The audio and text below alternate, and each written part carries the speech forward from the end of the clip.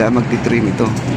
Medyo marami pa rin talagang tinapos. Pati itong ramp din, ayusin din nila to. Ayusin din nila yan. Handrail, ito po, daanan ng ating PWD mga kaibigan.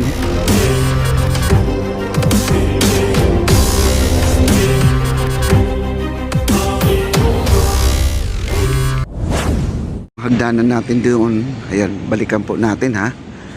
Ayan, ang hagdanan dito sa dulo, instead na hindi na po nila tatapusin dahil hindi naman kailangan na yan guys mga kaibigan, itong hagdanan na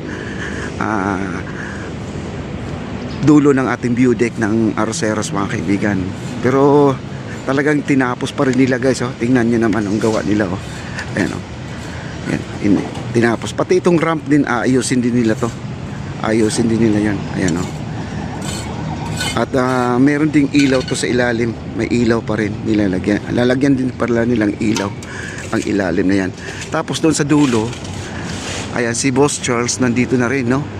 At chine-check na po yung mga puno dyan kasi sabi nga niya marami daw higad kasi nung umuulan-ulan dito ay maraming higad dyan guys, no?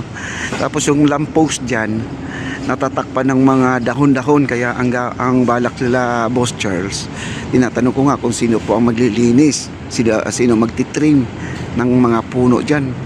Sabi naman niya sila na lang daw ang magtitrim para naman ay makita yung makita yung lamppost kasi natatakpan po sila ng mga dahon sa dami ng dahon guys. Ayan po guys, dami ng dahon. Ayan, mamaya pupuntahan po natin yan. Dito, ito yung handrail, ito po daanan ng ating PWD mga kaibigan. Hello, ito na po yun. Ayan, maayos na guys. Ayan, ang tibay. Diba? Ang tibay na. Ang ganda ng ating handrail natin ng PWD. Yung ramp na to. Dito naman sa baba, ganun din,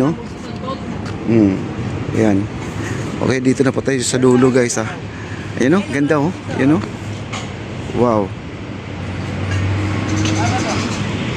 Okay, punta na tayo dito sa may puno. Ito po ang titingnan natin yung puno na to. Ayan, sinisilip na po ni Boss Charles to kasi sila na lang po ang magtitrim nito mga kaibigan.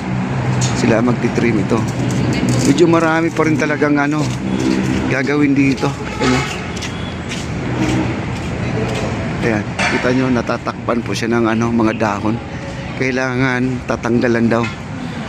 Sila na po bahala mag-trim yan kasi sila naman po ang nakakaalam dito kung hanggang saan lang po ang kanilang tabas mga kaibigan, Yun, ang ganda. Ito ay bagong plancha na to mga kaibigan, Ito po ay kumbaga na lampaso na po nila to. Wow. Dito tayo. Grabe, ang ganda na guys,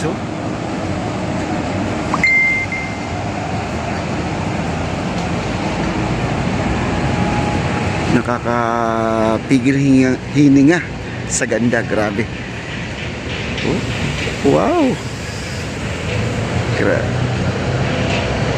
Kaya kung gusto niyo mamasyal dito, unahin na po ninyong puntahan itong Arroceros. Kayo ay mula dito Arroceros to Phase 1C kayo, tama-tama.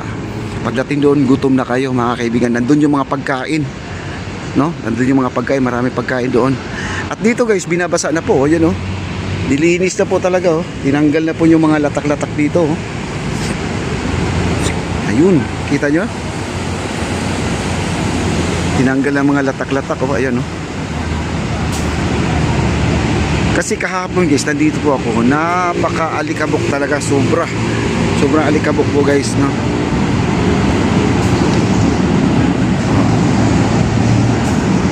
Grabe, ang ganda na.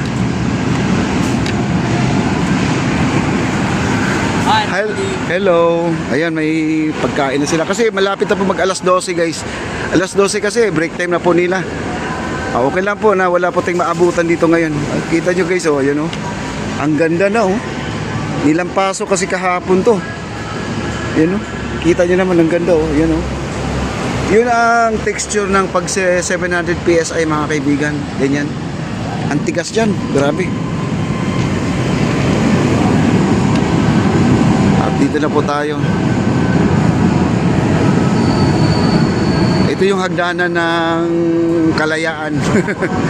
Ito yung hagdanan na, yun, oh, pinakinis na po nila guys, oh. Wow, ang ganda na, oh. Ang ganda na sir, grabe ah. Sobrang kintab na, oh. Grabe, oh. Ganyan. Galing. Bawal tayo umapak dyan kasi naglilinis. Ayan.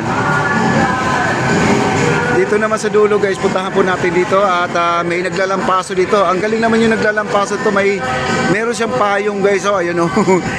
May payong ka na. Akala ko mayroong ano dito, resort. Ayun, nagpapahing na siya kasi siya po ang babaan at hanggang doon sa may dulo guys. Ito na po yun, oh. Di ba? Ang ganda, oh. Wow. Diretso na po tayo, lakad na po tayo. At saka binasa na rin niya kasi para di siya maalikabukan ng gusto mga kaibigan. At dito sa dulo, ayun, oh.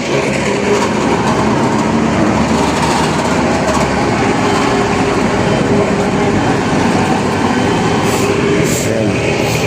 Good job po sa pagtatapos na po ng ating esplanade guys. Ito na po yung ending natin, no? Siyempre tinanggal na po yan para lampaso. After the lampaso, papahira na po nila ng pampakapit para doon sa pintura na yan.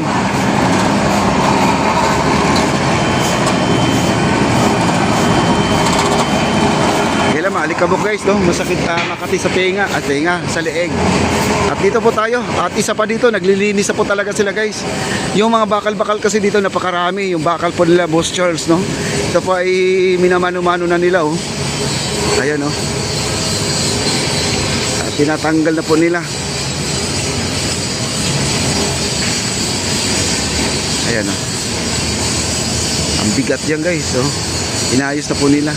Baka ikakamada pa nila yan kasi aayusin nila yung dulo, yung ayan, oh, dami po. Ayan, dami pong bakal, oh.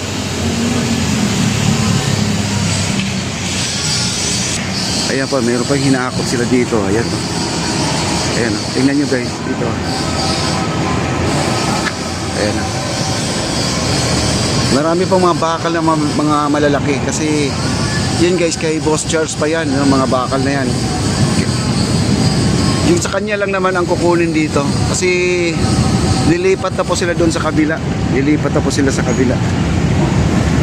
Kaya po yung mga bakal dyan kailangan tanggalin talaga yan.